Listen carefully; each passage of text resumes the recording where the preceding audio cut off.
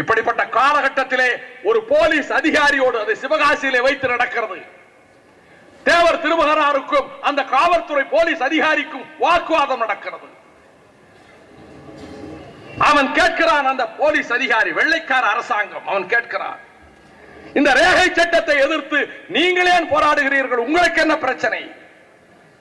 தேவர் அவர்கள் சொல்கிறார்கள், பக்கத்து வீடு பற்றி எரிந்தால் பார்த்து கொண்டிருக்க முடியுமா?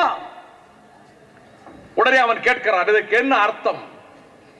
பக்கத்து வீடு எரிந்தால் தன்னுடைய வீடு பற்றி தானாக எரியும், அணைக்காவிட்டால்.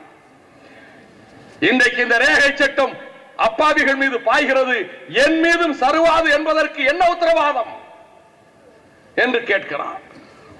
அடுத்து இந்த வாதம் நடக்கிற பொழுது பெரிய போலீஸ் அதிகாரி வருகிறான், எஸ்பி, சூப்பரண்ட் ஆஃப் போலீஸ். அவன் வந்து கேட்கிறான், இந்த ஏகாதிபத்தியம் உலகத்தில் பல நாடுகளில் பரவி இருக்கிறது, மிக சக்தி வாய்ந்தது, உங்களுக்கு தெரியுமா? ஆங்கிலத்தில் கேட்கிறான். ஆங்கிலத்திலே பதில் சொல்லுகிறார் தேவர் திருமகன், தெரிவேன், நன்றாக தெரிவேன், மேலும் தெரிவேன்.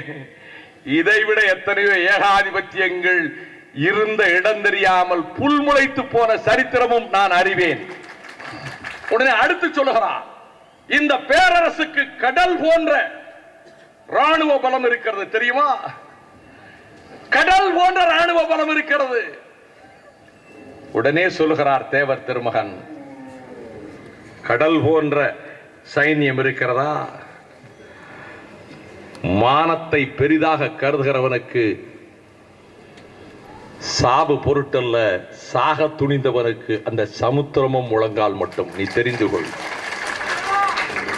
அவன் கேட்கிற ஒவ்வொரு வார்த்தைக்கும் அவனுடைய சொல்லை கொண்டே மடக்குகிறார். கடல் போன்றது சேனை, நான் சாக துணிந்தவர்கள் நாங்கள், எங்களுக்கு சமுத்திரம் முழங்கால் மட்டும் என்கிறார். தமிழகத்துக்கு என்னால் இந்த உயிர் இருக்கின்ற வரையில், இந்த தொண்டை குழியில் என் ஜீவன் இருக்கின்ற வரையில், இந்த மண்ணுக்கு, இந்த மண்ணில் வாழும் தமிழக மக்களுக்கு நான் ஊழியம் செய்வேன்.